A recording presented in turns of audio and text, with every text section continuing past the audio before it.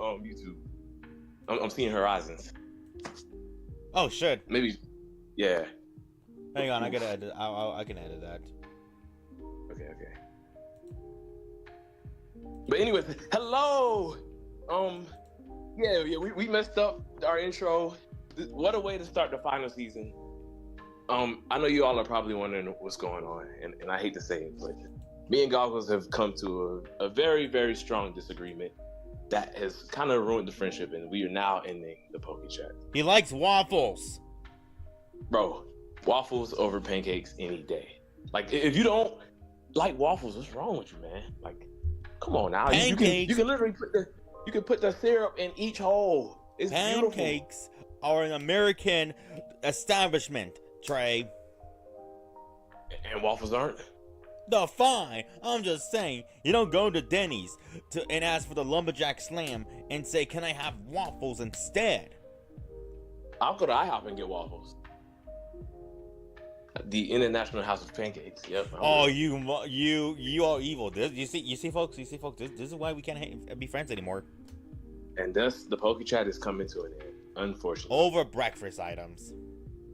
But we probably should have addressed that elephant in the room, and that's why we're ending. Before we get into this main topic, the actual shit.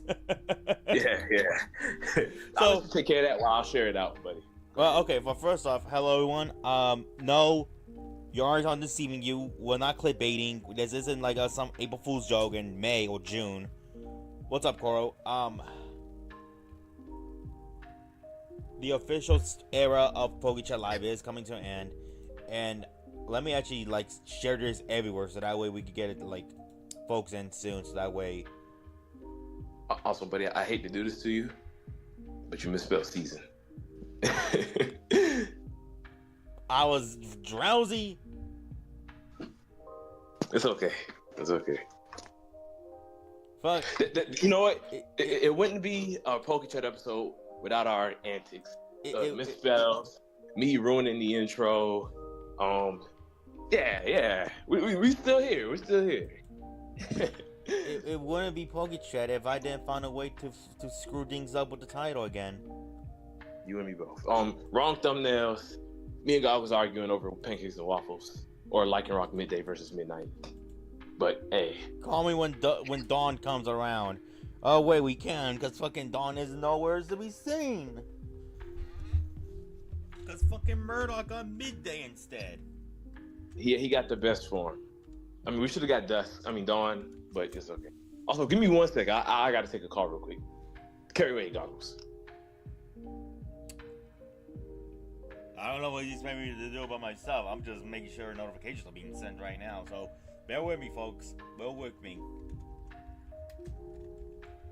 I don't even know how I screwed up my final season, to be honest.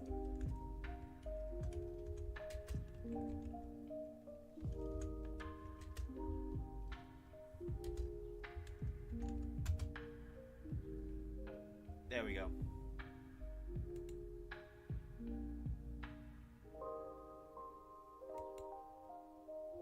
Maybe there's a way I could fix this up a bit. Okay, yeah.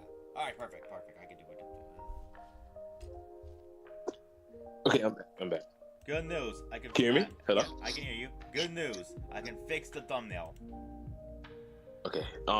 Send it in the group chat too. Give me a minute. It's delicate work.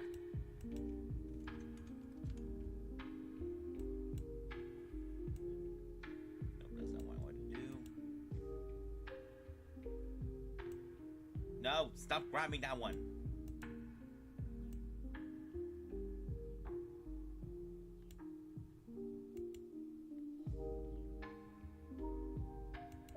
All right, there. All right. Can you hear me? Hello? My bad. I got called again. Send the thumbnail in our Discord too. Give me a minute. Oof. You see, folks, I can't work with this guy anymore. Yeah, bro. Screw this guy. He likes midnight form. He likes waffles. He likes Cinderace. You know what I don't like though? Except for Ghost. Punky ass doesn't go. like Yeah, I was literally just gonna say that. Punky ass go. Which I don't hate Go, but I don't like. I'm not the biggest fan of him either, but like I can tolerate Go. I can't. Go's not as bad as people make him. We know it. I feel like we need one more final like rant session where we just rant about everything that we dislike. I think that would be fun. Well, you know full well Go's gonna be in that little category. I'm knowing Go, Ashes Lucario, you probably running about Lico. I think that would be fun. Best wishes. Just go crazy. Oh no, I actually Journey. Sun and Moon for the 28th time this week. We just go crazy, bro. I think we should do it. Let's see. We're live to this week's episode of Pokechat. All right, it's on Twitter. And we just posted to Discord. Here we go. Have you addressed the elephant, by the way? No, not yet. I was just waiting. Well, guys, this is our new elephant. His name is Roger. Yeah, we adopted him about 3 weeks ago. Yeah. He doesn't like peanuts. Unfortunately. And because we have to raise this elephant, we cannot do the Pokechat no more because the elephant's a big responsibility. I told you it was a bad idea to get the elephant. Really? I wanted the monkey. Oof. You know, it's crazy, bro. I don't know if you saw it, but somebody asked what happened to the Pokemon Journeys of Bridge, and I was like, damn. Bro, it's been like 3 years. Why do you remember that? More than 3 years. No? Let's see, 2024, 32. Oh, we're in 2025, you're right. Dang. I think 4 years then. Because we were doing that during the pandemic, if I remember correctly, to like ease our minds. And then we just. It was probably I feel like we did a full year of it, like from 2020 to 2021. So probably 4 years. How's the audio, everybody? How's the audio? I sound like shit, and that's why we have the end. Because Goggles never got me right. No, we're ending because you can't you can't come in shows on time. Oh, excuse me, but I was here at the beginning. I was the first one to speak, even though I ruined the intro. Twice. Oof. But okay, for real though, we should address the real reason, the actual things, and we're gonna clarify this right now, everybody. No, me and Trey did not have a falling out. We're not having like a fight or anything like that. We're still good friends. We're still gonna call each other, hang out.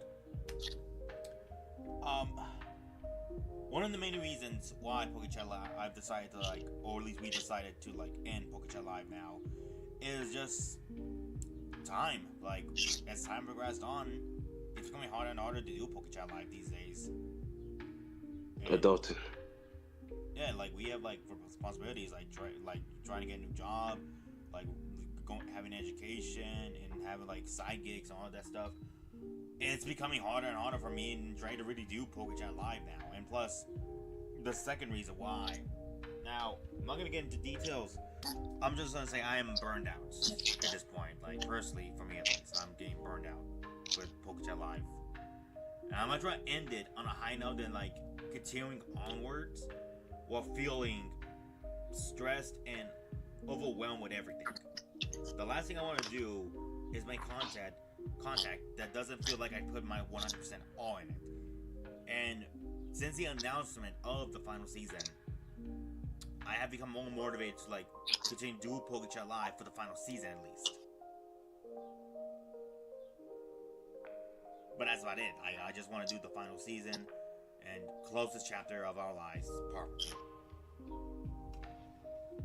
And that's okay. Everything. Sometimes everything comes to an end. I forgot the saying, but all good things come to an end, basically. Yeah. Some things just can't last forever. But I mean, that doesn't mean we're going anywhere. Like, our channels will still exist. The Discord server will still exist too. So we'll still be alright. Yeah. Like, this isn't the end of my channel, Trey's channel. This is just the ending of our podcast group. Yeah. Which we're gonna save the podcast discussion itself on the final podcast, I'm assuming. Yeah, definitely. Probably be more of a reminiscent type of pod. But you know what isn't reminiscent? Who's on Stitch? Lilo and Stitch, even though despite the fact that that shit was freaking over 20. Anyways, our discussions today is about Lilo and Stitch and Phineas and Ferb, two iconic shows, franchises, whatever you want to call it, from Disney, have come back, and I don't know how to feel about both of them. So, I know we didn't talk about this beforehand, but we can also probably mention Gumball as well, because apparently that is now a Disney property. I think the remaster is coming to Disney Plus. No, it's going to Hulu, but Hulu's having like that deal with Disney, where like they merge, but there's just a bundle with them. Oh, that makes sense. Cause I saw something about Disney and Hulu. I was like, whoa. But that makes sense. Gumball. I'll be honest, I forgot all about that show. Yeah. How do you feel about Gumball, Dan, real quick? I always liked Gumball. I always thought the ending was weird, but I also kind of thought that, like, I don't know. Apparently, my interpretation of the ending was different from yours and everyone else's. Because I thought, like, the world just got destroyed, basically. Like, I thought that was it was a tragic ending. They showed the guys like, oh no, I'm trying to warn you, and then the void sucks them up, and I'm just like, oh damn. The end. Yeah, I'm like, well, how do you get them? I get why, but at the same time, though, it was just in one little location. Like, it wasn't. I assumed it just expanded over time. Like, maybe it started with him because he said he's trying to protect them. So I thought whatever void sucked them up got the whole world just over time. Like, to me, I just interpret that as like that was a cliffhanger ending, because I think they were hoping to do a movie about it. Which, yep, it's true. Which, yeah, it very much is true, because like it does everything you need to do to set up for a movie. Like, there's some stakes that happen. One of the leads is like trying to warn people. In the end, he's unable to do it, and because of that, the event of the movie would happen. Which, I don't know if the movie's still happening with the new season. Probably still is, but later. It's probably being retold in the new season. Like, they repurposed the movie into a season, probably. Which, I'll be real, Gumball to me has always been that show that, like, I don't hate it. I'll say that. I like the show. Don't get me wrong. I'm not trying to say I hate the show. But more or less, like, Gumball to me has always been that zany and wackiness. I can never imagine them, like, taking, like, being serious, to be honest. Like, I say, like, the most serious they've ever tackled something was, like,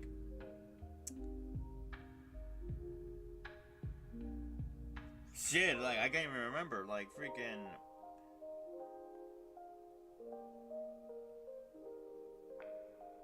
I guess if I gotta say, like, the only time I could think of Gumball, like, episode, like, a moment where, like, they took to heart, like, generally, like, took serious a note,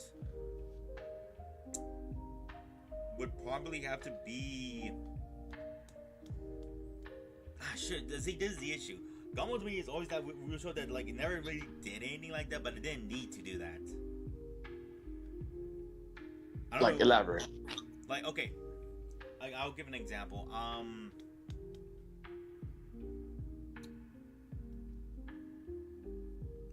I guess, like, whenever, like, a show does an episode about something serious, like, for example, in Teen Titans, where, like, Starfire is being called, like, this, like, slur by someone because he doesn't like Tamaranians. Oh, yeah. Or, like, they're tackling racism. Or, like, dyslexia from Static Shock, or, like, gun violence. Like, I never once remember Gumball taking the time to take something serious like that, like bullying or, like, anything else like that. Nah, I agree. It's pretty slice of life goofy. And that's fine. Like, but I'm not saying it doesn't need to do that. I'm just saying, like, I can't remember if they ever did that. Yeah, me neither. Like the It closing. works though. The closing thing to think of is the episode like Gumball and Darwin had to babysit Anais, and they're very incompetent. So Anais winds up like taking care of everything that happens. Like there's a scene where like they try to put out a electrical fire, but Anais knows what to do. Like she straight up says, if you don't have a fighting extinguisher, use baking soda, or better yet, get an authority figure to like take care of it. But that's about it. That's just like a side note. That's a side guy. It wasn't like the focusing episode. Yeah, that's true. And like I said, shows don't need to do like a deep episode like the ones I've just said. They could just still be fun. They could just be fun. Hell, we're about to talk about Phineas and Ferb in like a while from now. I don't recall if they ever did an episode like that. I feel like Phineas and Ferb have had some serious episodes, not like OD like the one, examples you mentioned, but like real episodes, like not like real episodes, but they have had like episodes where like there's a conflict we got resolved. Literally, the reboot's first episode looks like it's gonna be like that, especially with the whole why do you want to take family pictures every year? Line that Candace said, and the mom's like, which I'll be real with you, I can already see what's gonna happen, and it fucking hate to say this, the preview spoiled it. Preview fucking spoiled it. That it's gonna end with the family picture, or? Yeah, fuck, it's gonna end with the family picture. Only it's gonna be everybody in the family, like all the friends and family friends all together. Y'all weren't slick enough to like not do that. You got anyways, we'll talk about that when we get there though. But Gumball,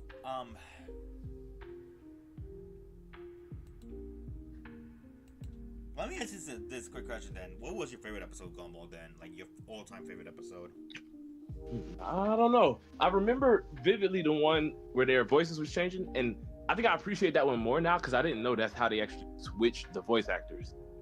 Like, I remember when I was young watching the episode, I was just like, oh wow, that's cool, Like the characters were hitting puberty, but then they were like, oh, well, we're eternally this age, kind of like Ash or whatever.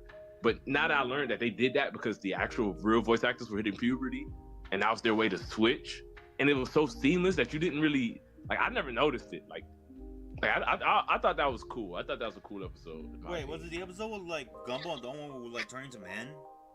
Yeah. At the end of that episode, the two new voices, like after their voices get real deep, and then they go back to their normal voices, that was when they switched to the new voice actors. Oh wow. Yeah, that's really dope in my opinion. That's kind of smart right there. It's like, damn. Yeah, it's like the side effects of like what that thing did to them. Because realistically, you hire kid actors. Kid actors age fast. Yeah. Except for Touters. Yeah. Oh yeah. Like, that kid was really good as Chowder for all the seasons.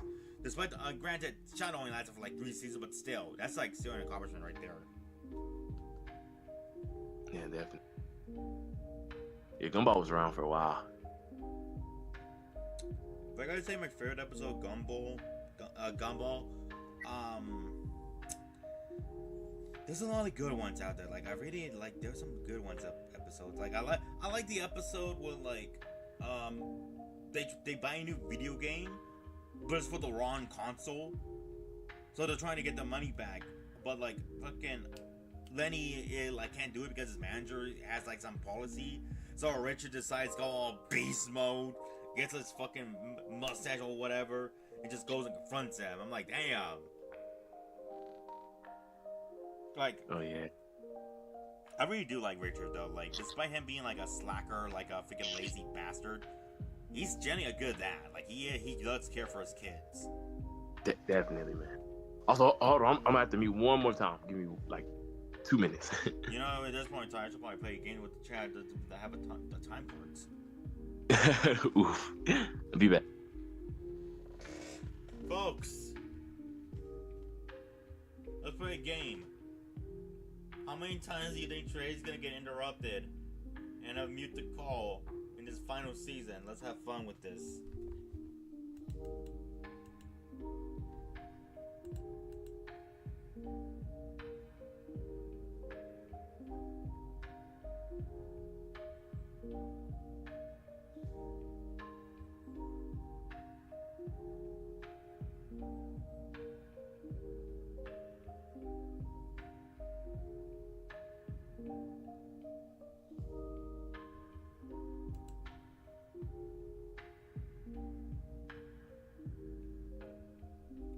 gonna bet he's gonna get interrupted 28 times. 28 times he's gonna get interrupted in this final season. Also, what the... You know, it would be nice if I could actually... Okay, then.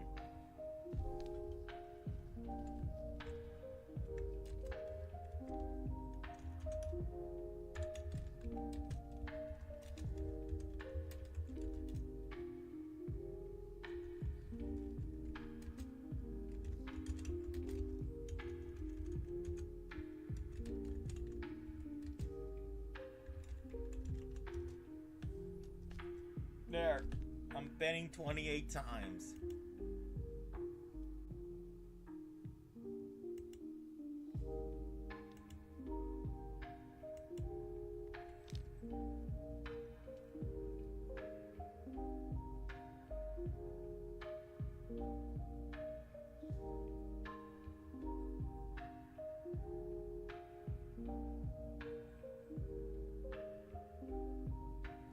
So, I guess it's a good time question. I guess I should ask you all folks too. If there's an episode of Gumball that was your personal favorite or least favorite, let us know in the comments or in the chat. Because there's some good episodes, but there are also some like misses. And when the show miss, it miss.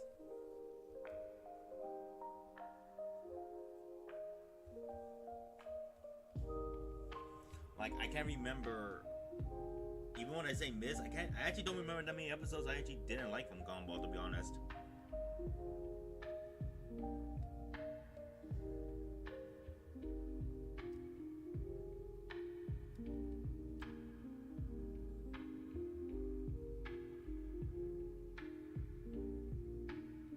But, okay, I guess the episode I don't like, for real, I don't like how, like, there was the episode where like, Gumball and Dawn got lazy.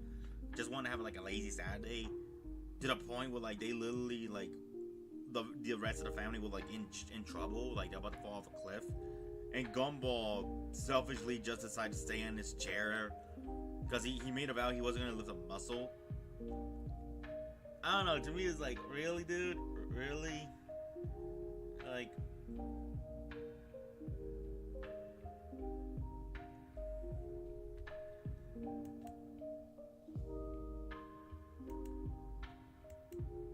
I guess any episodes that like where like Gumball is acting like a jerk is also not a good episode, because like I don't know, Gumball has always been a troublemaker. He's always been a troublemaker, but he never like. But I always feel like he gets into trouble as often as like a kid would get into trouble. Like in the first episode, he destroyed a DVD, a rental DVD, and I can only imagine how a kid would react if they destroyed like a Blockbuster DVD rental fee or something like that.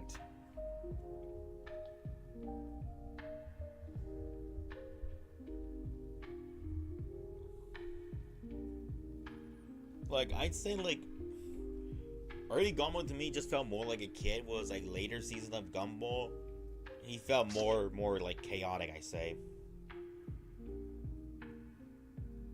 28 times? Damn. That's how much I'm betting you're gonna go in and out, Trey. It already happened twice. You're right. But we here now. What was your least favorite episode of Gumball? I don't think I have a least favorite. I really have to go back and look. I got one, yeah, and I just talked about it.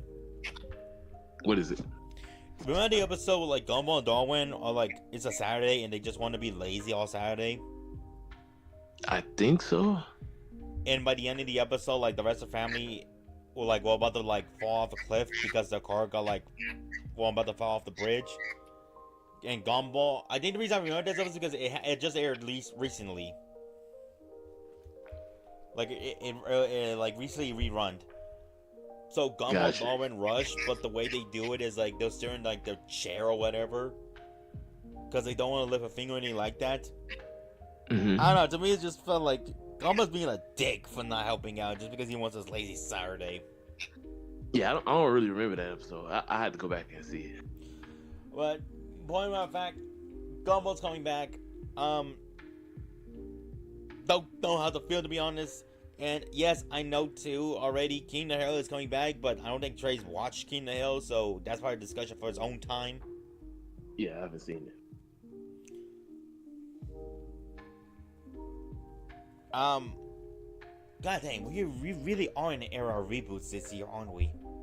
Definitely. I feel like this year and next year, and not even just reboots, but just comebacks too. Like we got Shrek coming back next year, Ice Age coming back. Like yeah, It's crazy. I thought that franchise was over. Ice Age, the studio shut down, but I'm guessing somebody else, a new company, picked it up. Let me see. Look, the only way that the Ice Age could be decent again is that they bring back the original VAs. They changed them? They did for the recent movie, for the movie they did for Disney Plus, and I didn't watch that one, but I had no intention to watch it. I ain't know nothing about that. Yeah, December 18, 2026. December's gonna be packed because December has Ice Age, Shrek, the next Avengers, Dune, and I think another big movie. Yeah. Whew. Save your Christmas money because we're going to the movies. Oh, who the heck says I'm going to the movie on Christmas? Oof. I never got that, to be honest. I never understood why movie theaters will be open on Christmas Day. Yeah. I mean, it's in a way, I guess it's a way some people will spend time with their family, going out to see a movie together. Yeah, but if you're bad, people have to work. Yeah, that is true. Actually, that is pretty horrible. It's like, really, you want I to didn't go even to think about that. Yeah.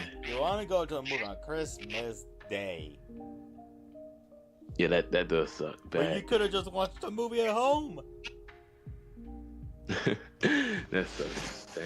I ain't even think about that. I think the only thing that would make it reasonable is if it's a new movie. If it's a fucking re-release of an old movie, then what the fuck? Yeah, you could watch that in the crib. You could put that on your TV, your Fire Stick, your Roku, something. But no, you want to go and watch the digitally remastered movie of fucking E.T. for the 50th time. The reason I said E.T. is because I was watching clips of E.T. again and goddamn that movie. Anyways, Lilo and Stitch. Lilo and Stitch. I guess you want to tackle the old one first, or you want to go right into the new one? The old one's a classic. The new one, that's my rebuttal. You gotta watch it. Don't personally, I really like the movie. Out of all the movies I've seen this year, it's probably like gonna be in my top 5. That's how good I thought it was. And I've seen a lot of movies already this year. I've seen. Go ahead. I've seen Looney Tunes, Minecraft, Love Hurts, Hard Eyes, A Working Man, Captain America, Thunderbolts, Sinners, and The Accountant. Wait, Captain America? Oh no, okay, yeah. Yep. It took me a minute. I'm like, I was about to say Iron Man. No, wait, no. Captain America. He said Captain America, not Iron Man. What the fuck? Yeah. No, Tony will. Well, not Tony, but Downey will be back in Doomsday. Which that's gonna be interesting. Now, let me ask you just quick. Let me ask this then, since obviously you've seen the live action movie. Mm-hmm. What are some things you didn't like that the live action did? I can agree with the issue with Jumba, because I remember Jumba being a part of the family well. Like, the fact that the movie ends and he gets, like, locked up. Well, we don't know what happened to him, but I'm pretty sure, I feel like whatever they're going to do, by the second movie, Jumba may finally join the family. So that's why I'm not too upset at it, because I'm like, they could probably fix this in the sequel. So you think there's a chance he could redeem himself? I think there is. I feel like the sequel won't follow Stitch as a glitch, but they'll actually go ahead and maybe introduce Leroy or even 627. Like, because the whole Jumba thing was, before the movie ends, he recaptures Stitch. He said he was going to recreate Stitch into 627, and they actually showed 627. So he has 627 already on his mind. And I'm trying to remember, I don't remember in the original why 627 was created. Like, if I remember correctly, you're talking about the orange one, like not Reloy, but like the orange one. Yeah, because that one is, he mentions this is supposed to be a pure kind of evil version of Stitch. That's the point. That's the premise. Like the whole point of like 627 it should be like Stitch, but more evil. Like, be more eviler than him. Like, no flaws in I'm general. I'm just trying to think. Was 627 already created by the time of Lilo and Stitch? Or did No, he I create think him after? Jumbo was making him by the time the movie, like the show started. But why he created if he was already turned good? Like, I'm just kind of confused on it. Rebalance, I Like, guess. I don't fucking know. See, so like that's why I say them ending him not redeemed yet kind of makes sense for why he would create a 627, where maybe he creates 627, then he's like, oh, I messed up, and maybe they finally redeem him in the second movie, and then that's when he joins the family. But yeah, I was just thinking about the original cartoon. I gotta go back and rewatch it. But I'm like, why would he create 627 when he was redeemed? Like that just didn't make much sense to me. Like it's clear, even the cartoon has some continuity issues, like as we see. So yeah. Okay, I'm looking at it right now. So I'm thinking either 627 or Leroy will be what they do next. I think they may save Leroy for like a third movie. I feel like they can do 3 movies for this. They can do Lilo and Stitch, they can do 627, and maybe introduce some of the other aliens, and then they end it off with Leroy. Because Jumbo is like, he might have gotten locked up, but who knows? He may have gotten locked up in a lab or something where he can still experiment, or maybe he breaks out, unleashes 627. It causes too much problems. They say there's no redeeming this one, and maybe he finally has a change of heart. At least according to that, like it's pretty much like the similar stuff. He just wanted to make an upgrade version of Stitch, I guess. Which I'm just still like, why? Like, why would he want to make a like? I just don't really understand if he's supposed to be good. Why would he do that? You know? Listen, man, I don't freaking know. It's Jumbo. Let him do whatever you fucking wants. He went surfing one time. Like, bro, like this is not okay. Which we should talk about the show, but you need to watch the show or these clips of the show. I watched the show. I grew up on the show. I just haven't watched the show in 20 years. Then watch it again. Trey, you have 2 months to watch so we can do a tier list of all the experiments. Or at least the ones we've seen on the show. That's a bit. So yeah, like it's clear that they acknowledge the other aliens. So we probably will get. Didn't Angel make a cameo too, like on like the screens or something? Angel, the yellow one, and 627. Oh, Ruben. Yeah. But 625 for the most part. Yeah. They all made a cameo. So all the important ones. Okay. Yeah. So here's what I can see. You know, I know I can see why people also had an issue that Gantu wasn't in the movie as well. But I feel like Gantu would have been too much, because I feel like Jumbo was enough for this movie. I feel like trying to introduce Gantu, the way the movie plans out, Jumbo was enough. Trying to introduce Gantu might have overcrowded it for the live action adaptation. It was already longer than the original. Trying to build and introduce Gantu as well would have probably made it over like 2.5 hours or something. So I feel like that, but the original did it more with half the fucking time. That's true. But there's new, like, it's not a one-to-one recreation though either. Like there's new stuff that they input into this movie as well. Okay, then what are the new stuff they added then?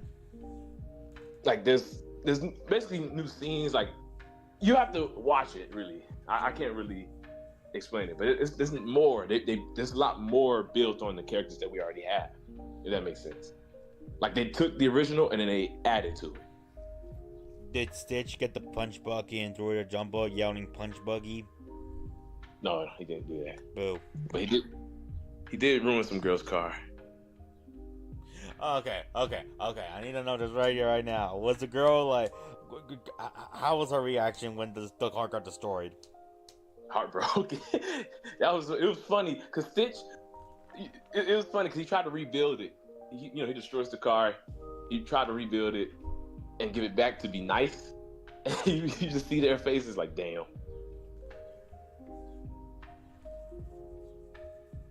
I know one thing people also didn't like about Jumbo is like he didn't have his accent at all, from what I was told. You said Jumbo didn't have what? His accent, like his Russian accent. Yeah, he didn't. Yeah, that was unfortunate as well. Which, I get it, but at the same time though, I don't know if you could replicate You can't. Jumba's accent. Like, you could replicate a Russian accent. You can do that easily. But I don't know if you could, like, replicate Jumba's accent, though. Like, and I'll give them credit. Like, a lot of the cast were, like, they did bring back people from the original show. Like, there's people, like, I think even David's VA plays somebody. Like they bring back a lot of the original cast. This is not a movie where they just went Hollywood with it. Like, you know, Scoob, they got rid of Matthew Lillard and Shaggy, which is, like, crazy to me, because it's like, why would you do that? But, like, they do a good job. And unfortunately, not every actor could come back, because it's cartoon to live action. So I kind of get it, you know? You kind of have to fit. Like, you probably couldn't get the girl who played Lilo to play Lilo, you know? Because she's one. She's a woman. She's a woman already. She's a full-grown woman. Yeah. So I'm not upset at how they casted characters for this movie. Maybe for Jumba, they tried to find someone who could best fit him, but like you said, you can't really replicate it. You can't replicate it, and also the VA, I'm pretty sure passed. Yeah, he passed away a while. Like, I don't know how long ago, but he did pass, unfortunately. Yeah, I'm sure if he was still around, they probably would have. But oh no, I'm pretty sure he would have loved to have done it. Yeah, like I respect the, even though it's not a 1-to-1 recreation, you can tell there was a lot more care put into this live action movie than the others. Like, compare this to the live action Lion King. Like, this movie is soul, in my opinion. This movie, they put effort into it. And they pretty much, for the most part, capture every character really well. One thing I do know that they did, they brought back the VA for Nani to play, like, the freaking, Yeah, the agent. The agent. Like I said, there's a lot of the original VAs that's in the movie. And David's VA is the one who plays their hula instructor. Oh, wow, yeah, that's right. Yeah. I know in with, like, Nani's VA, instead of, like, her trying to take Lilo from what was one at least, or like, when I was, like, watching videos or reviews, she's trying to help out Nani this time around, trying to, like, improve the house.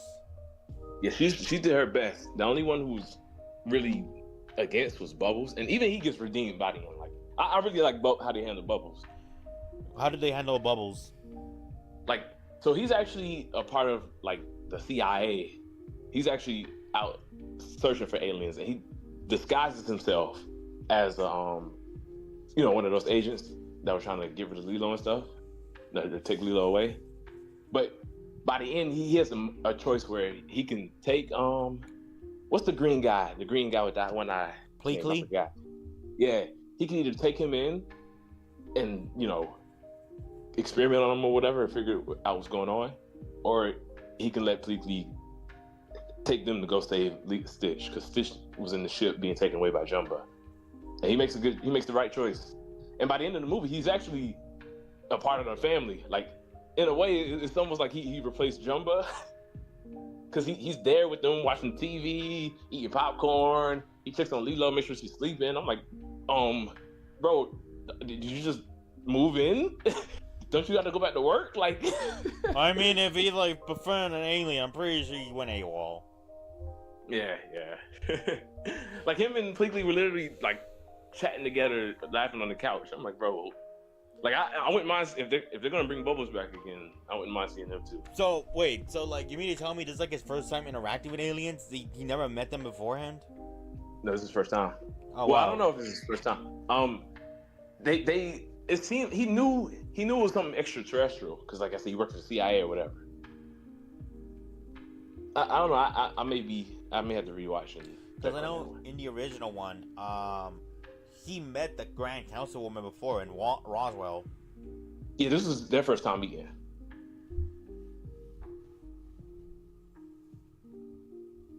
One thing I do know they did, like, they used archive footage or, like, audio from Stitch, like when he said, like, his slur, and when he says Ohana means family in the ending scene. Oh, that's cool. Yeah, that's dope. I'm glad, because they brought back the original VA, but I feel like they just knew the original take was the best take. Yeah, the original take was way better, like, to be honest, and I think that's way better because, and no offense to James Earl Jones, like, rest in peace, like Mufasa, Darth Vader, But you could very much tell in the live action He's remake, old. Yeah. he's old. Yeah. He, Like that's all VAs really. People age. Optimus Prime's VA, like I still love him, but in the most recent Transformers movie, like you could tell his voice was, it didn't hit the same.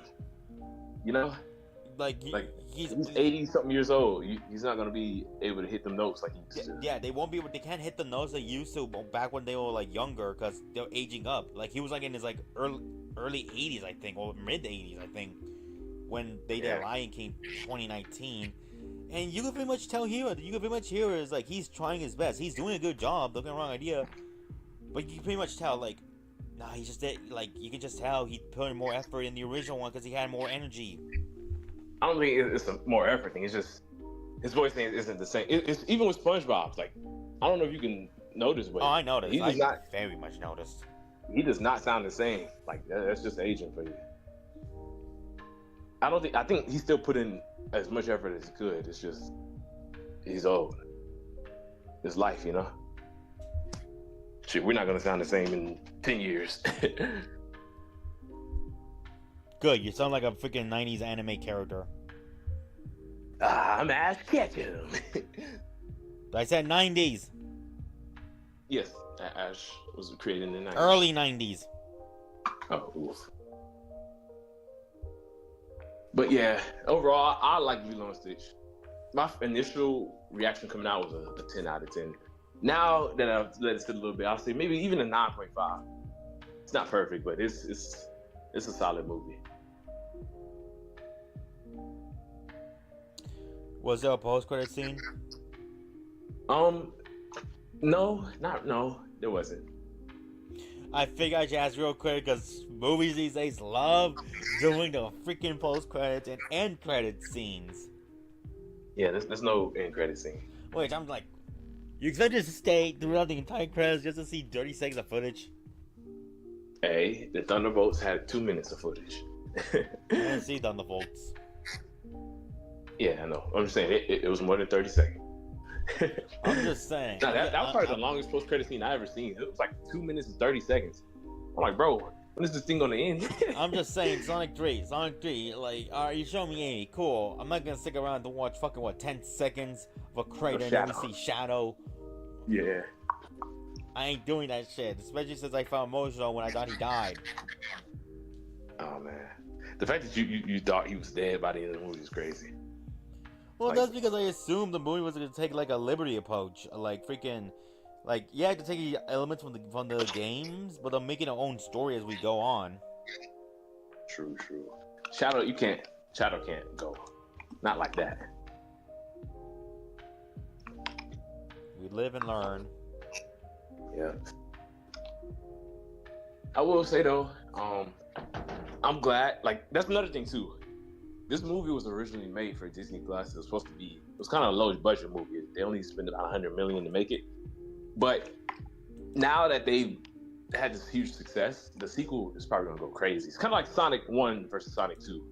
I feel like movie 2 will, like Lilo and Stitch 2 will like be like that movie where everybody's like, whoa, the first one was good. It was a nice introduction, but now they're really in the world. That's where we probably see Gantu.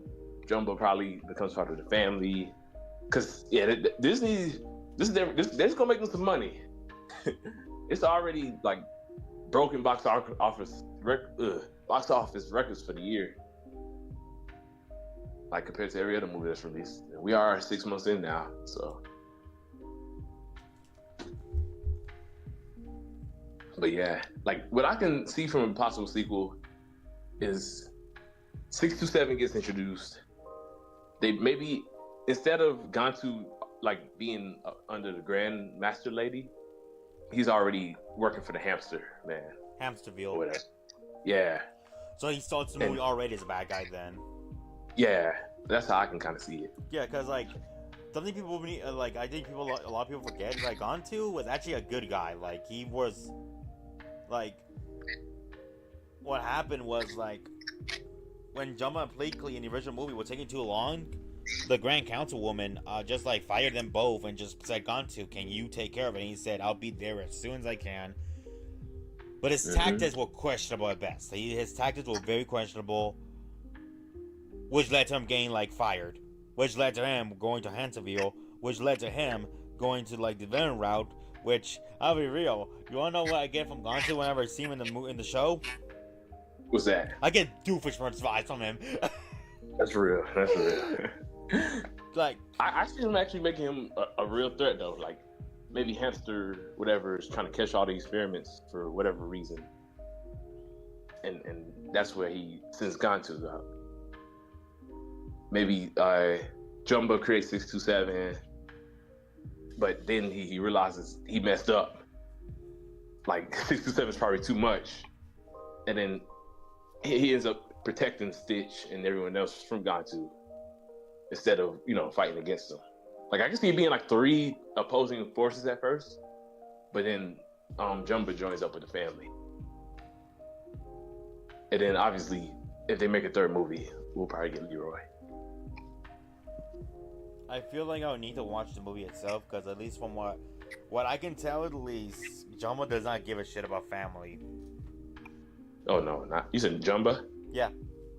No, not at all. Like I saw the clip where like freaking he was like, "What does May May and Pei Pei mean?" And it's like that's Mama and Papa's room. Oh, that makes more sense.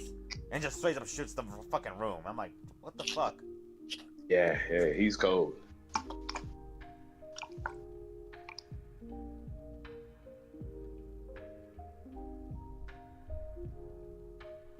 But yeah, overall, I really enjoyed it though. The comedy, I think, was one of the best. Like, sometimes some movies are like they try to be funny, but it's like, yeah. But me and my parents and like the theaters was literally laughing the whole time.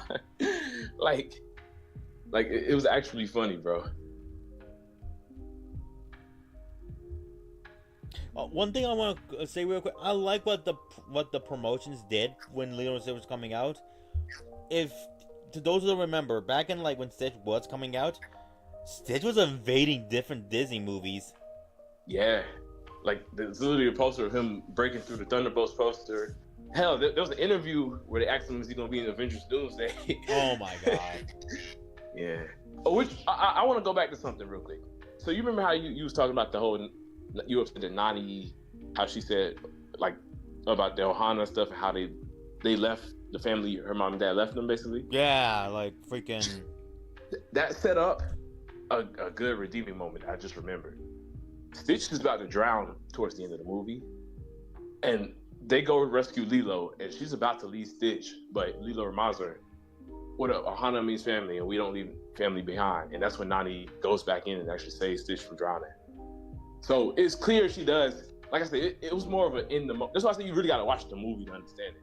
It was more of an in the moment reaction because she was upset because she might lose Lilo, versus that's how she actually felt by the end.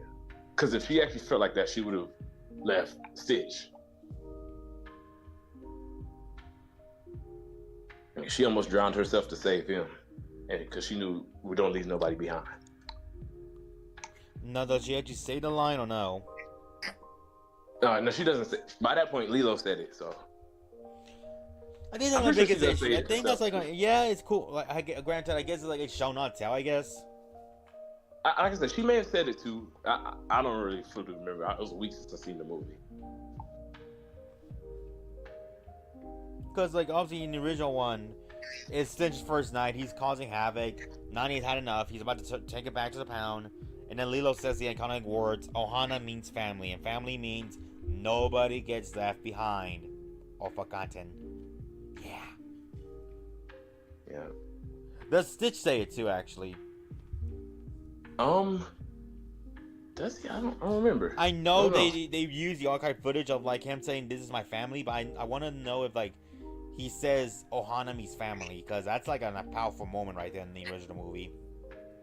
I'm trying to remember. I don't remember.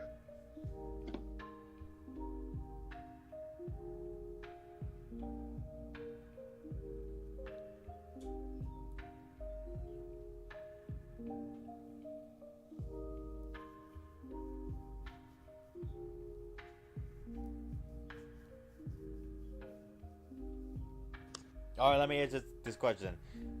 Do you see them making merch of the live action version of Stitch? Oh, definitely. My fault. I had got a call too, so I didn't. Third one. I didn't pick up though. Hello. Third one. Doesn't matter. You just got interrupted. Oof. Are we gonna? Do we see this little fluffy, demon from space? Live action adaptation get fucking merch. Definitely, bro. Stitch is gonna be everywhere. He already has merch. The movie theaters was literally selling Stitch ears. Oh my god. I'm so serious. I saw a video. It was funny. The friends pranked this girl. She was wearing a whole Lilo and Stitch or Stitch like onesie, and she said, "How am I gonna tell her we're actually gonna go see Final Destination?" Oh no! Don't do that to her. Huh? Don't do that to her. She wasn't young, so she was older. She wasn't gonna be like too hurt about it, but still, I was like, damn. You're going into thinking you're gonna watch I'll say this: it's probably like the most least offensive live action adaptation ever. Only to go watch fucking 2 hours of gore and horror. Yeah, and honestly, you say you really gotta watch it. In my opinion, I say it's the first good live action. Well, I feel like Mufasa's good too, but it's not a remake. But I feel like it's the first good live action. And I use freaking. The reason I say it's least unoffensive is because there's still some issues, like creativity, like freaking like. I like Lilo and Stitch, but I'm not ready you guys focus on making new content, new stories, new like original characters. Don't You say that. Here's my issue. You and a lot of people say that, but the box office, people don't mean that, unfortunately. Like, look at Luca, new movie's coming out. It's tracking to earn $30 million in its opening weekend. Right, Luca. That's... Luca. Don't you mean isn't it the one movie like Luca is the one with the fish? Yeah, it's coming out soon, but it's tracking the Hold on. That shit came out years ago though. No. There's a new movie. I'm pretty sure it's called Luca. No, I get what you're going with it though. The kid looks so much like Luca. Like they're using the same 3D animation. No, the movie is called Luca. Disney and Pixar's Luca.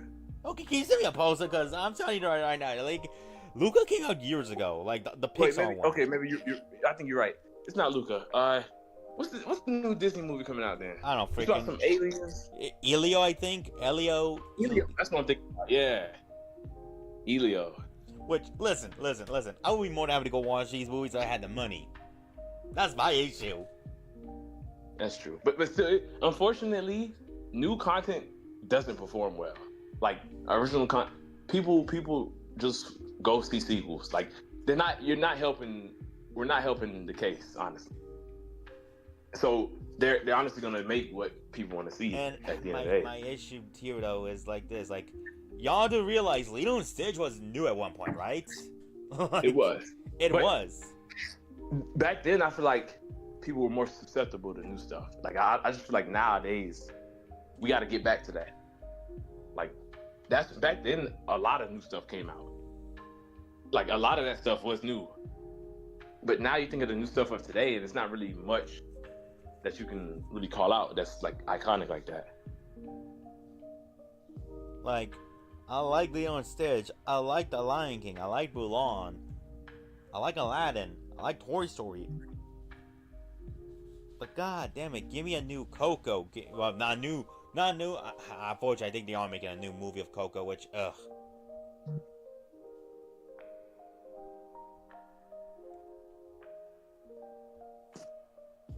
I'm just saying though, like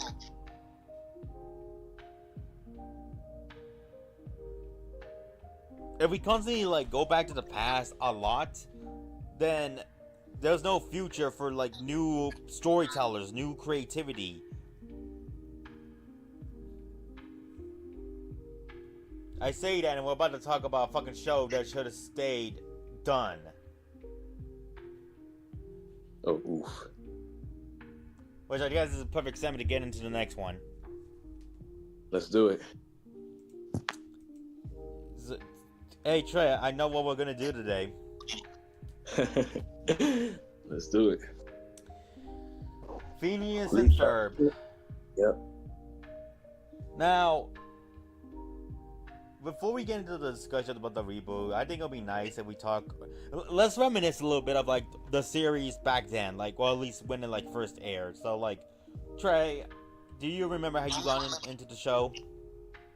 Yeah, I remember I was just watching Disney like always, and then seeing the previews for it, watched the first episode. Oh, this is good, and watched from there on. Like, Phineas and Ferb was my show. Like, I remember when it was starting. I remember watching the first episode and just kind of falling in love with it from there. For me, it's interesting for me because back when I was younger, like, I didn't watch too much Disney as like a young kid. I then started watching it like more and more as like I began like growing up a bit, like not to like teen years, but like more or less like I think Phineas first started when I was like 7 or 8. I think 7 or 8. Mm-hmm. And here's what happened. So long time ago, when my a family friend of ours used to live across the street in like a different house we used to live in. Like we used to like live in the same block and everything. And my mom and his mom, like the family friend, they worked together, if I'm correct. Like they used to work together. So what would wind up happening is during, I can't remember, either during spring break or summer break, one of the breaks, that kid would have to like my cousin, I guess, like he's not technically my cousin, but like, you know, it's that same way of like, you know, this family for so long, they're practically family, like Ohana. Oh yeah, yeah. So he has to stay with us until his mom and dad come home. Well, my dad looks after us, and whenever he comes over, well, we just watch TV and like, you know, play games and all that stuff. And then he turns on the TV and it's Phineas and Ferb. And for the life of me, I can't remember what episode it was. Mm-hmm. But it was an early episode. It was like this season 1 episode because the show just started. And from that point onwards, anytime we came over, we just pretend we were Phineas and Ferb. Oh wow! Like that's like yeah, like we pretended we were Phineas and Ferb. Go ahead. I know we're gonna do today. I was Phineas and he was Ferb because I was smaller. And was he quiet? No, he was a chatterbox, but he was just taller. Gotcha. I remember, like, we used to pretend, like, hey, let's make our bikes have, like, rocket power, like, engines on the side of it so we could fly up to the moon or something like that. And then, like, my dog at the time, I'll be like, hey, what's Cheeky's? Because my mind says, like, oh, she's out doing her secret agent stuff, like Perry. That is fun. So it's from that point onwards, I began watching Phineas and Ferb, and I generally love the show. Like, it's a good show, don't get the wrong idea. I love it. And I think what solidified me loving the show so much was, I want to say it was the episode where it's Linda and Lawrence's anniversary. So Phineas, Ferb, and Candace work together to bring back together the rock band they used to listen to. I remember that one.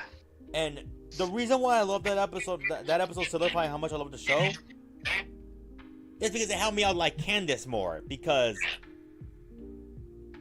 from when I began watching the show, I just got annoyed by Candace from her constantly trying to bust her brothers for reasons unknown till now. Like those moments when Candace actually worked together with Phineas and Ferb, I think are some of the best. They're the best because it's not her trying to bust them for frick's sake. Like, it was the first time they actually worked together to achieve, like, a goal together. Yeah, facts. And obviously later on we get episodes where she's more better. Like, I'll say that. I'll say it right now. I don't like Candace.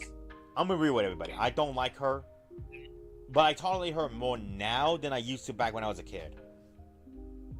That's real.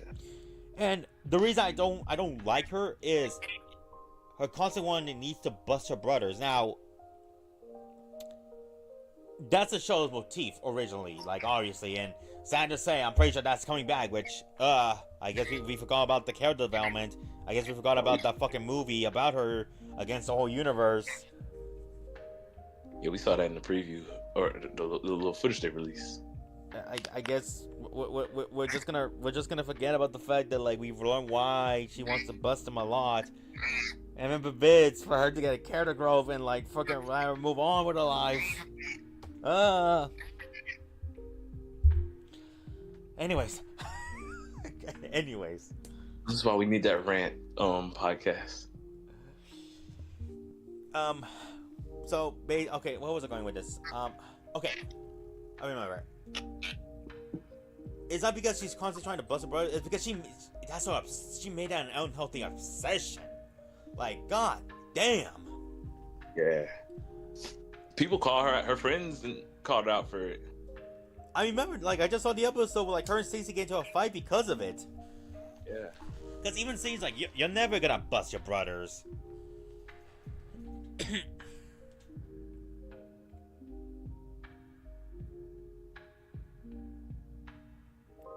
Wait, how old are Phineas and Ferb now? 11 or they 10, right? Or I think they're like 11 or 10. Well, okay, Coro, real quick. They were 10, and now they're 11. Coro, to give you context, sometimes 11-year-olds start middle school at age 11. But they're in middle school? They're in middle school now, like in the 10-minute special.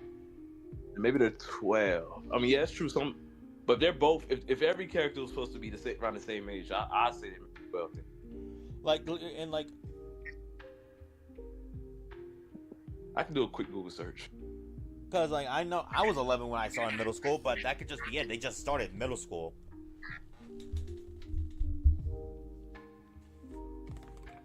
Oh, their age is not explicit, but they are less than 15.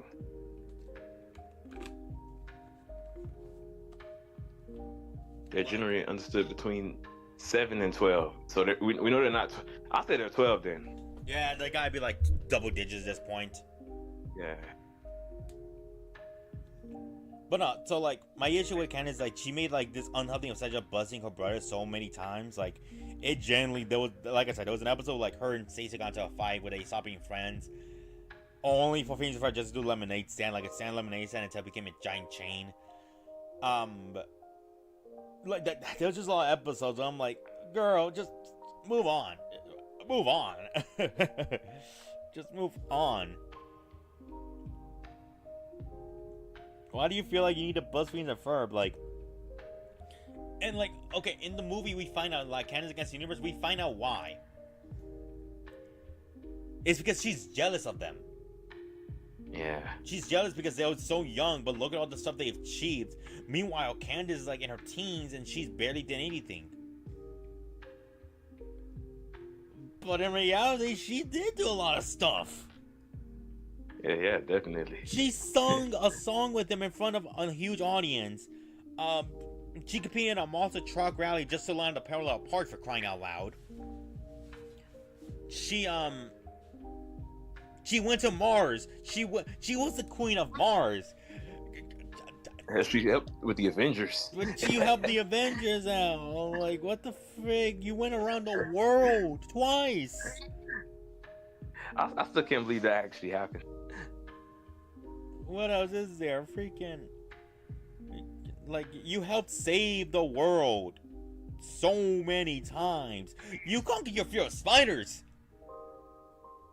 Oh man, you next? No. Hell no. I'm never gonna conquer my fear of spiders. Ooh. I don't know. No, I'm gonna say I hate that episode for that one moment alone. So here's what happened. If you remember in like Phineas and Ferb Summer, like Earth is like drifting away from like the sun, so it's becoming colder and colder now.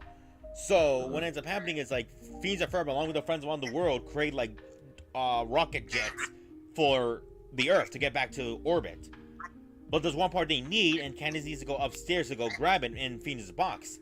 Well, she gets to the box, and when she opens it up, I kid you not, a fucking spider's right there, and the fucking TV shows it. Oof.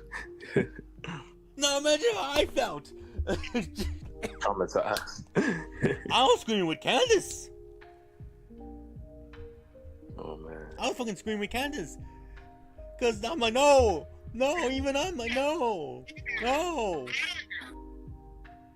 And when she's trying to grab the machine, that fucking spider's trying to like touch her fucking face. I'm like, no.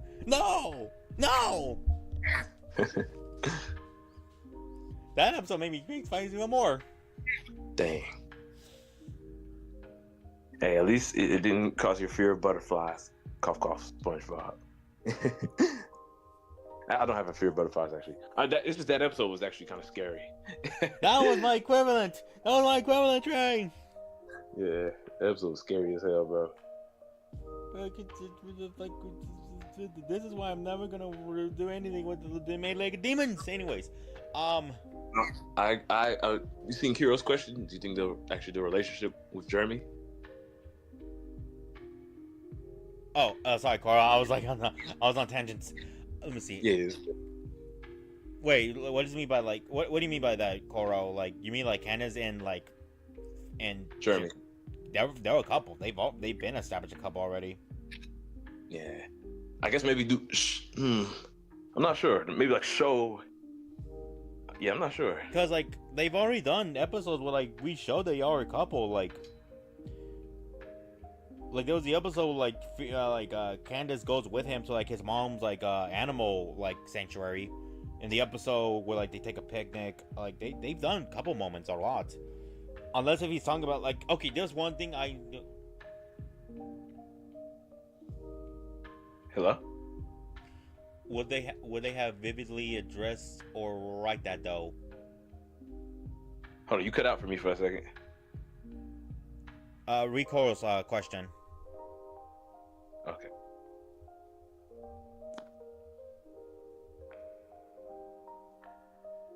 Oh. Like, maybe, I don't know, because they are writing off a lot of things. Doof came back, he's like, oh, I'm evil again. Kansas is back to busting, so. No, I think some things they will keep, though, but, like, so here's the thing. In Someone Belongs to You, Jeremy straight up says, I would hope my girlfriend will be more understanding, and Candace takes that like, oh, we are boyfriend and girlfriend.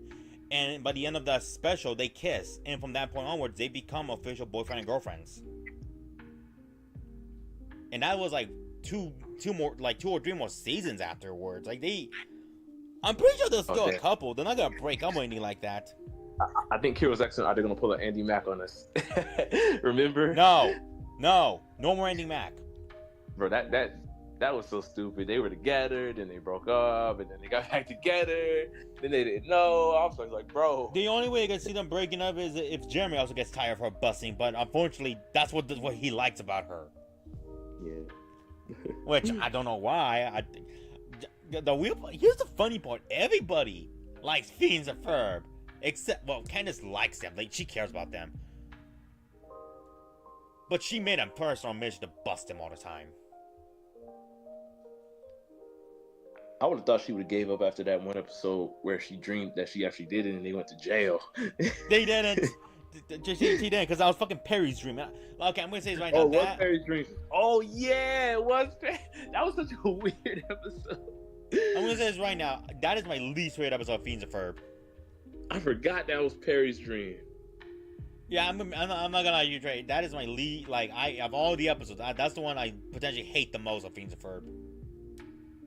Because it was Perry's dream, or it was a dream trope, and I hate that shit. When you spend most of the season with like your sister, like Candace, trying to bust your brothers, and then the promo state, yo, she did it now. She actually did it. Only for her to realize the consequences of like what she did. Because of what she did, she inadvertently caused her brothers become more dull, and she winds up realizing, oh, she misses them. And then she realizes all the stuff she did with them. Like singing the song, doing the Monster Truck Alley, and all the stuff they did when they were younger. Like,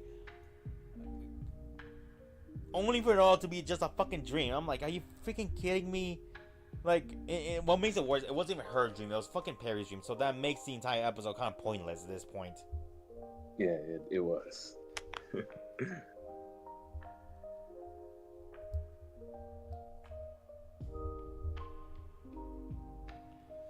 Anyways, so let me ask you this question then, Trey. Mhm. What's your favorite episode and Phineas and Ferb, and least favorite episode? Same for the I like chat the too. longest. Same for the chat. What's your favorite, least favorites? Go ahead. I like the longest day of summer episode. I think that was a nice one. Oh, someone belongs to you. No, that I'll say this. That was my favorite episode until 2015. What happened in 2015? An episode came out. Which one? Act Your Age. Act Your Age. It's the episode where Phineas and Ferb and all their friends are grown up now. Like they're about to go to college. The final episode. No, the penultimate episode. Yeah. It's like Phineas and Ferb are about to go to college, but Phineas doesn't know which college he wants to go to. He finds out that Isabella's going to a college soon, sooner than expected, only to realize that she had a crush on him the entire time, when he has a crush on her now. Yeah, he was oblivious. And the reason I like that episode is for many reasons. Number one, it's fun seeing like the cast aged up now. Like it's fun seeing that. And two, this is a different side of Phineas we've never seen before. Where let's be real. This dude, Phineas, he's fucking oblivious as hell. Yeah. Like really oblivious. Like really, you don't know your sister's trying to bust you. Like and you're just okay with it. He's like it do be weird when he snaps. Cause I think in Summer Belongs to You, he snaps at Candace at one point too. Like he tells her to get on the bike. Like, yeah. It's like when you see Phineas snap, bro. It's like whoa. Those moments do add up. Like they do add up. Like, and the reason I like that is because we get to see a different side. Like we see him realize, shoot, like the girl I had a crush on, had a crush on me years ago, and now she's going to college now. And you wanna know what made me solidify that episode be my favorite episode? What's that? The song. The dang song. That's one thing about Phineas and Ferb. They got some good music. They got some bangers. Also, what's up, Design Spirits? How you doing? Corey quoted. This must be a special episode. He's yelling at his sister again. Buford. Oh man. Cause yeah, like the really like there's only on specials that do it where he yells at Candace. Yeah. Like the tries to go sing, like him like yelling at her when he like hulks Baljeet. Oh, I agree with Kuro. Yeah, they're treating Irvin dirty, bro. I actually kind of like this character. Like I like this kind of being like a. He's not fully part of the group, but he come around here and there. At least from what I view, Irvin, he's just a fan. Like he was just like a hardcore fan for Phineas Ferb. Yeah, but they did him dirty in the new one. I mean, I'll be real. What can you do with a character like Irvin? That's true. When like his whole thing is just like, I'm a fan of Phineas and Ferb's work.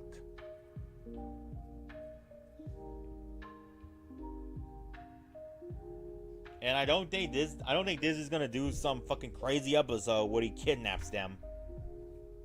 Oh no, hell no.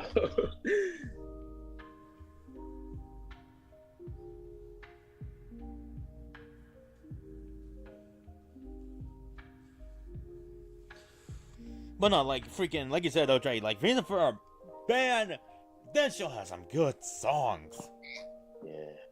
One of my favorites is the getting the band back together one. In the library. Oh, you ain't got rhythm. Yeah. The rent was due when they did that. I love freaking What Might Have Been. And you wanna know what a sad part is, Trey? Not to get like specifics, but you know me for a long time. You know that song hits harder now for What Happened to Me. Oh yeah. Twice.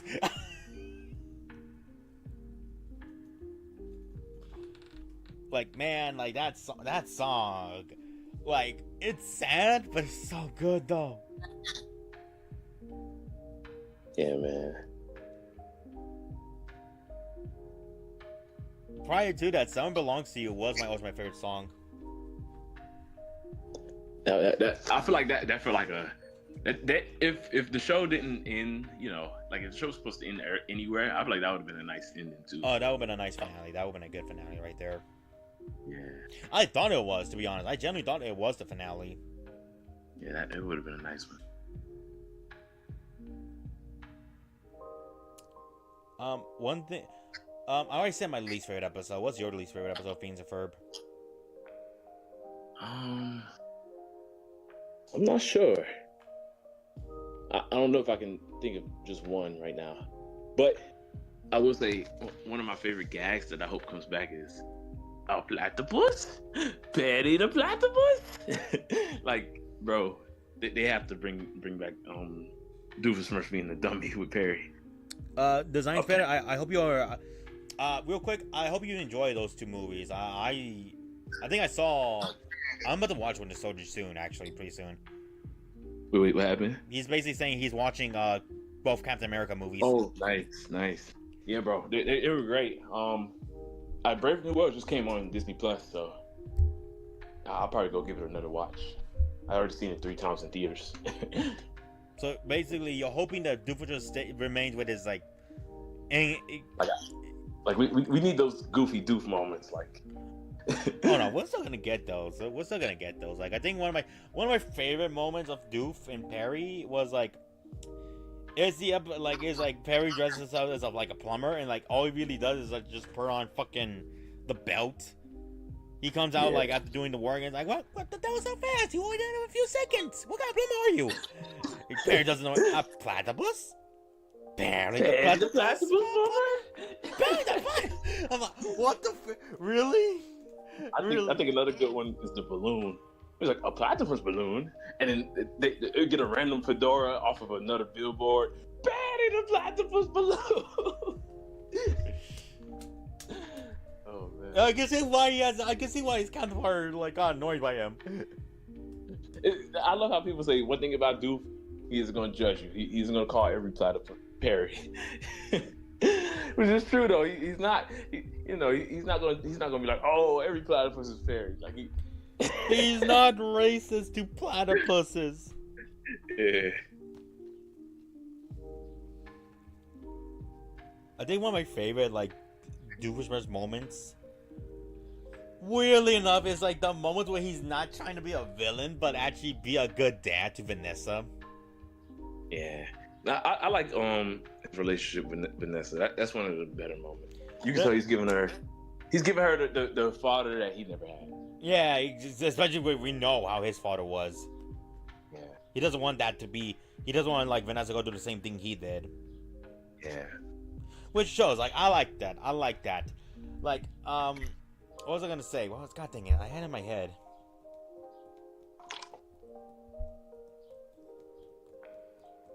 Dang it, it was about Doof too. God dang it, did I really forget it? It's all good.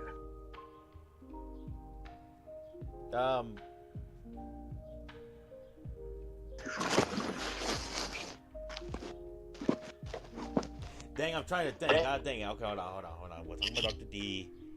Freaking. I just remembered another funny moment. Go for it. Perry was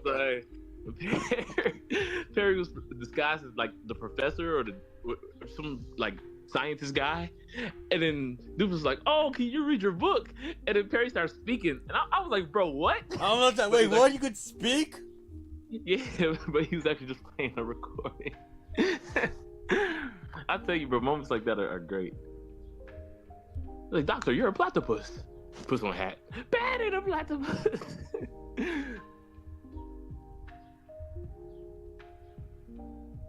Man, those moments will be dope.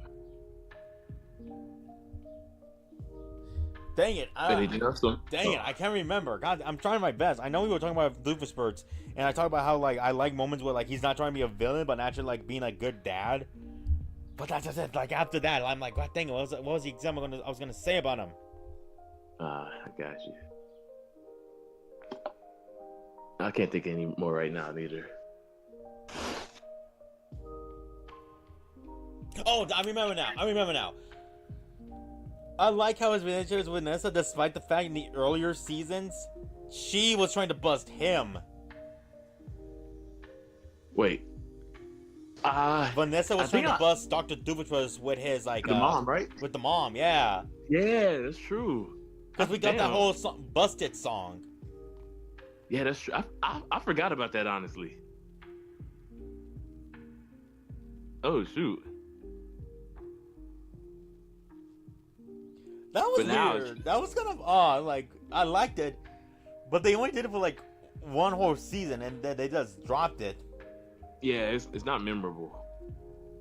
Like, my only guess, because I guess they just felt it was kind of odd, like how like a freaking daughter's trying to bust her father being an evil scientist to his ex-wife. Yeah, that's my only guess. Or they just or the other thing, they decided to take her to a different route. I think that's what it is. Because, like, we already got one busting obsessed girl, a teenage girl. We don't need another one. Yeah. Heck, even in the new one, like, she's like, "Oh, we're back to evil again? Cool." Like, she was just cool about it. Like, she just doesn't care. She doesn't care. Yeah. And that's something I appreciate with Vanessa is, like, she doesn't really care. Because she knows at the end of the day, he's not gonna succeed. Yeah. And she does know he's a good dad at heart. She sung a whole song about it. Yeah.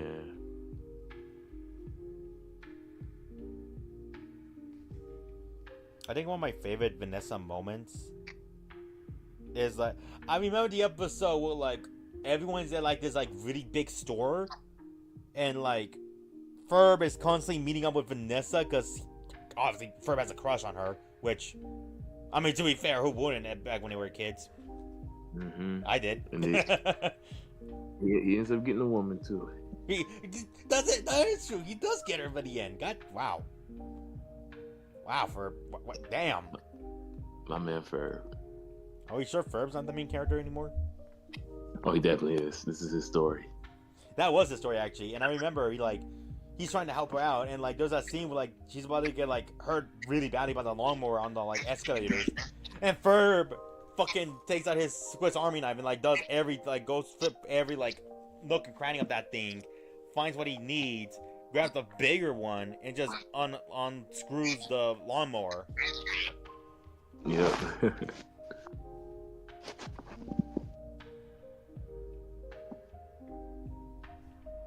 Gotta love Ferb, man. Actually, in that episode too, we actually also see another good moment of Dr. D was, like, some guy is hitting on, like, Vanessa, and Deuce responds like, "She's 16!" Zaps him away with an alien baby. Yeah. Like he's a good, he's a villain, but he's a good person. He's a good father. Makes sense. Yeah.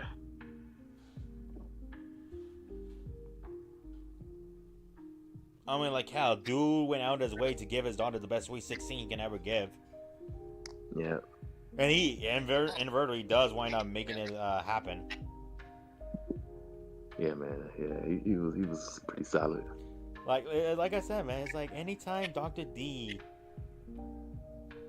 isn't trying to just take over the tri-state area, he's good. And even when he does try to take over, like, the way he does it is so hilarious too, and for the most ridiculous reasons ever. All the time. And even the invention's ridiculous. Like, I like how he even mentions that in the preview. Like, yeah, I'm getting back into it. I know it's a basic, ray, but I'm just gotta, I can't go in swinging, basically. Because he would come up with some crazy inventions. All right. So we're talking about Dr. D. Let's go. Favorite innate her. I can't remember many of them. You have to name yours. Shit, I can't remember the meter. Oof.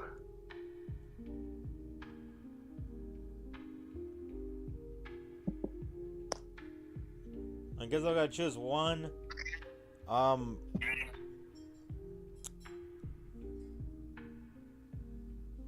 Dad, yeah, it's been so long. Like, yeah, we had to rewatch or like watch a breakdown of his natives or something to really do something like that.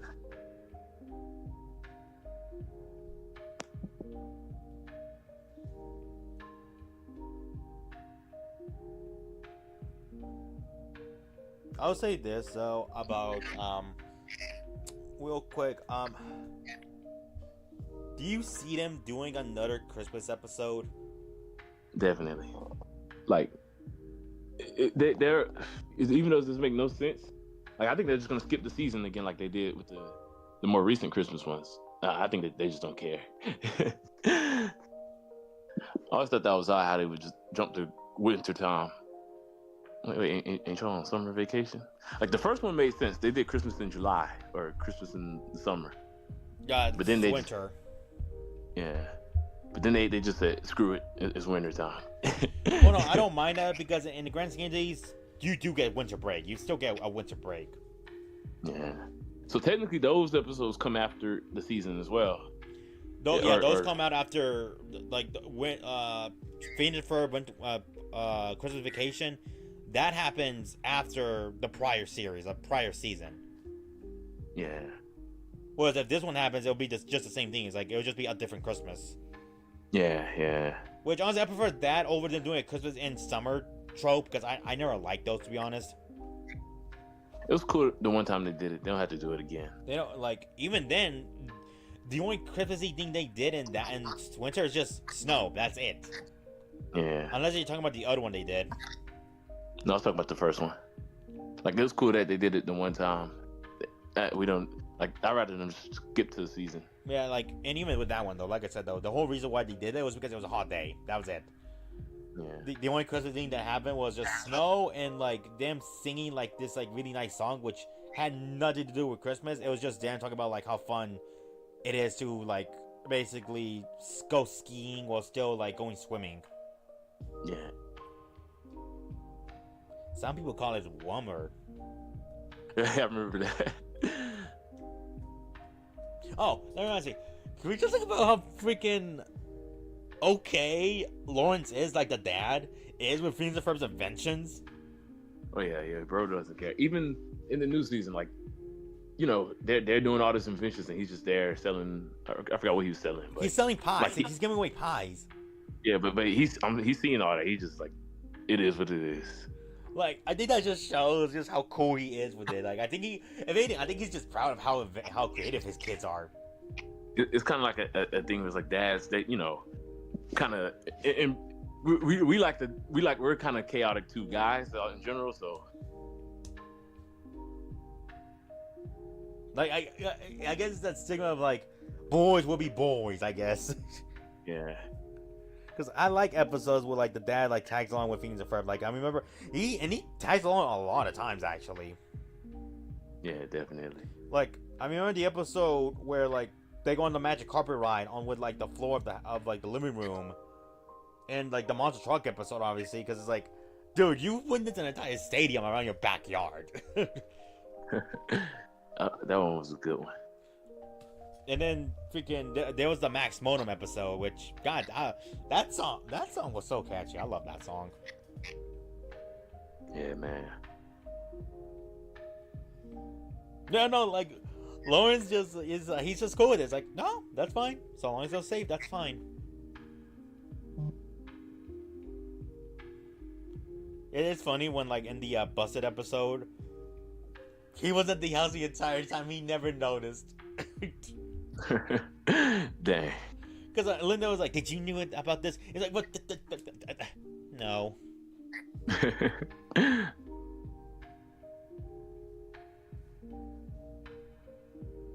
Secretly, he did. He just didn't want to get busted. He just didn't want to get busted either.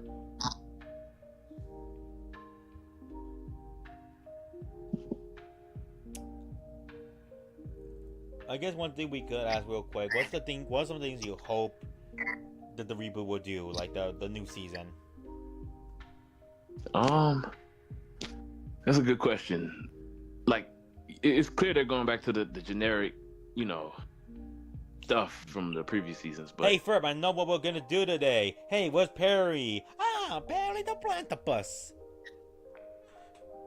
I do hope, like, there's some things that kind of hint towards like how the final episode was. Like maybe Phineas starts developing his crush, or like just little stuff like that, you know. That's the downside, unfortunately. Is like we're not gonna get that because we established that shit doesn't happen until they go to high school. Oof. So yeah, I mean, So that can't happen.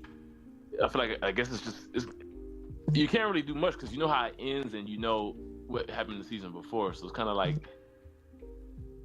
it's just pretty much going to be probably mostly generic stuff with like probably some new cool movies or specials though. I guess one thing I say I would not mind if they do an episode. Let's have an episode where like Phineas and Ferb get into a fight. Oh, that would be interesting. That would be very interesting. And it'll be hilarious because Ferb doesn't talk. This the one time he just pops off, like he pops up and starts speaking in British slang, and we don't know what he means. But the people who do know what it means is like they'll cover their ears. Yeah, I think that would be a good. That'd be like a good special. That'd be a good special right then and there, like a good like Phineas and Ferb fight or something like that. It was like it could literally just be like, oh, they're doing like their inventions right now, but something goes wrong and they both blame each other, causing this rift. To cause like all the friends to decide who should they be with, who they should hang out with, who. And it even throws Perry off his game because those is his boys, you know, like that's hard for a pet when you know you gotta both of your two buddies are against each other.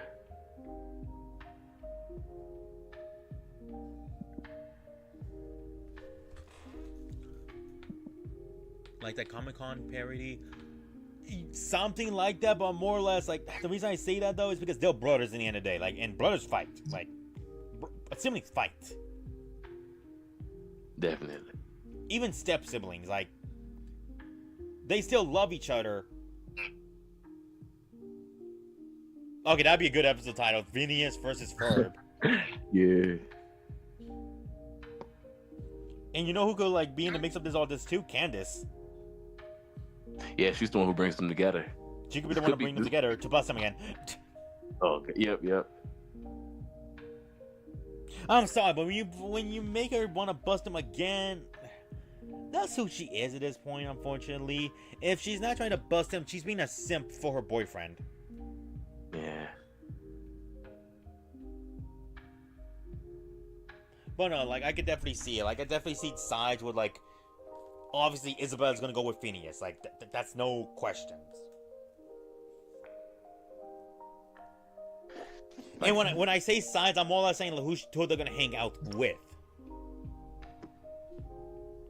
I don't know. I feel like it might really break up the friend group, or like I feel like not it might break be hard them on up. him. I'm more or less like trying to convince them to like get to like make amends. Yeah. One episode I thought of too, funny enough, is an episode where like you see Isabella's going to Phineas' Ferb's house, and you see Phineas hanging out with this other girl, and she gets extremely jealous, so she starts being a spy. Oh yeah. Only to find out, no, that's just Phineas' cousin visiting for the day. Like, it's a trope that's done beforehand. I could see it happen. Yeah. But those are like the only two episodes I want to see. Other than that, though, I can't think of any other episodes I'm like, oh, like, actually, they did say they're going to make another Meep episode with, like, what they did. Oh, I love Meep.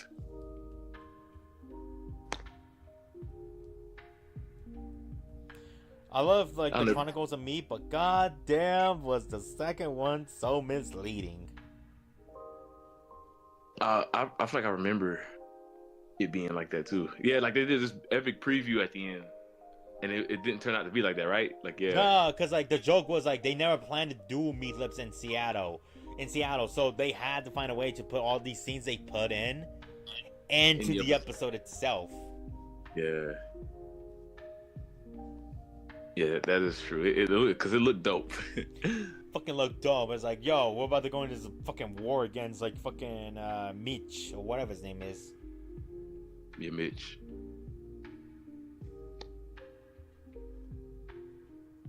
You see a scene where fucking Perry's drawing his fucking chair at the fucking monitor. I'm like, oh shit. Yeah, bro. That was definitely misleading. It's misleading. I hate it, but at the same time, I love it too because it's Phineas and Ferb at the end of the day. Yeah. They always do shit like that. Nah, definitely.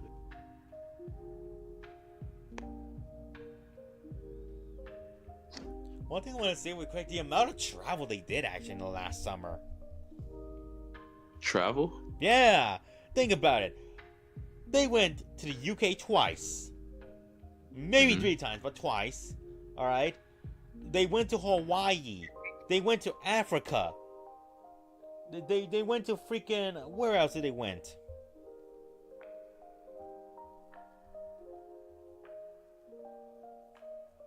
My memory isn't that great on it, unfortunately.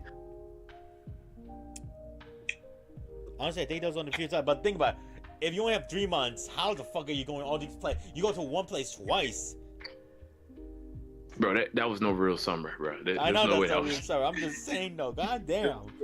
Yeah. But the amount of travel. Yeah, there's no way they did all that in 104 days. The amount of even people calls them out. It's like, really? I know this sounds a bit dragging out a little bit, but I expect more though. Yeah. I think one of them says like, really? It doesn't feel like the summer's ending. In fact, I feel like there's been more like 4 summers. Yeah, bro. Like it's funny when they break the fourth wall like that.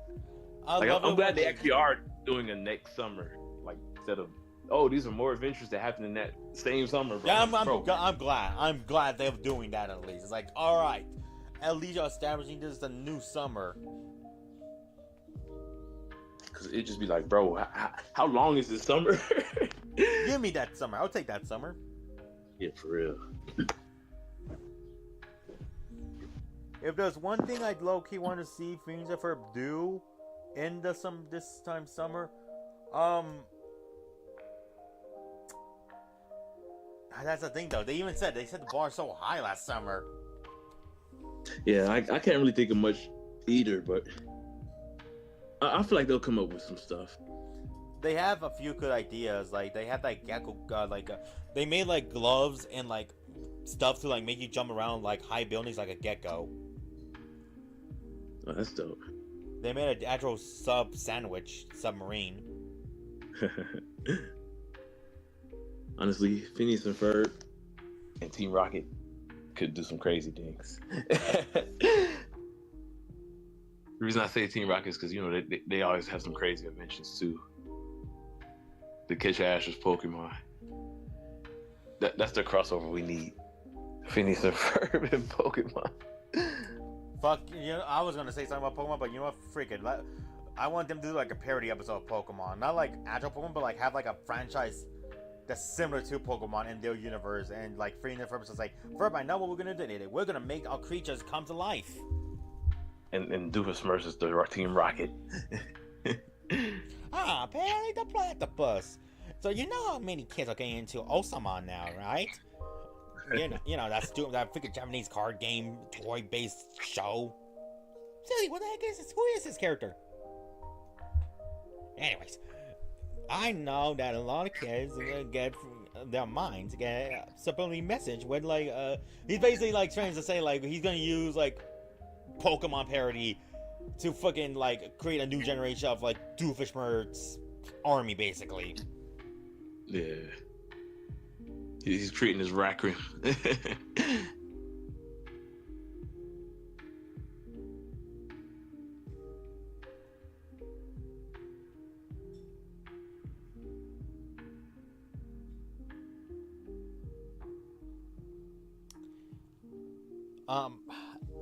Is there anything else you want to talk about Phineas and Ferb? No, I think I'm pretty much wrapped up everything I needed to say about it. Looking forward to it.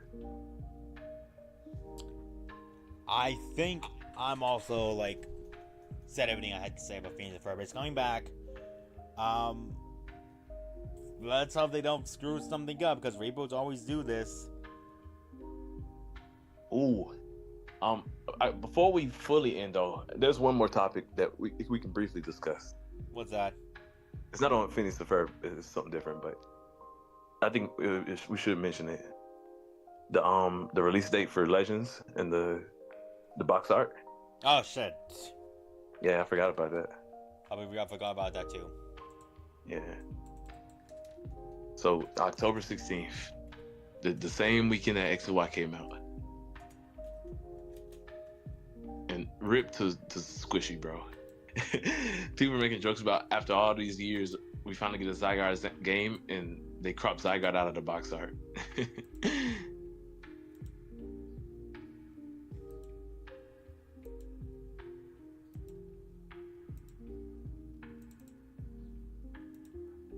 There we go. Overall, though, it does look nice. Though I like the fact that they didn't show off new megas though in the cover. I do like that they at least gave us something new, and that's Emma aged up. Like that. I think that's pretty dope. It seems they kind of spoiled in a way that the two people that are going to be working at the hotel are evil. But I mean, we kind of figured that. One guy looks literally like Lysander. Listen, man, I just can't wait to do Battle City in Pokemon again, or in general. Same. But bro, rip Pony-chan, bro. He did not make the cover. They could have easily moved him over. Oh wow, you're right. I'm looking at the actual official thing. You gotta be kidding me, dude. Yeah, bro did not make the cover, bro. I feel so bad. Like, you could literally just scoot him right over there with the starters and he'll be fine. Like, he could literally be right behind, like, right next to Tepig or something.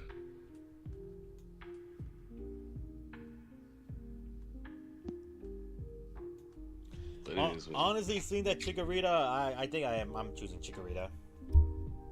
More than likely, same. Mostly Chikorita because I know not many people are going to choose Chikorita. I want to give it love. Yeah. I'm rocking my Bailey. It's weird. Both Legends games, I get a starter, but I don't evolve them. Because I didn't evolve my Oshawott either. But if it's anything like Legends Arceus, I should be okay.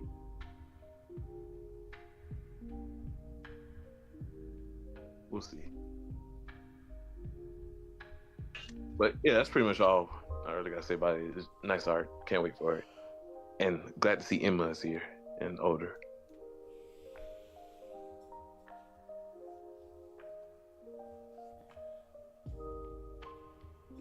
I guess with that said, though, we will see you all next week.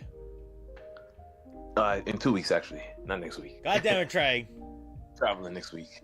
You're gonna make this the hardest final season ever. I'm gonna say that right now. Oof, yeah, unfortunately. Actually, I'm off. Unless you want to do an earlier stream, because I'm off this. No, I'm not. Oof. Yeah, no. Next 2 weeks. So yeah, you all can see the real reason Trey's scheduling sucks. Oof. Hey, keep count of that call counter, guys. We're at 3 so far. I'm betting 28. That's a bet. We will see.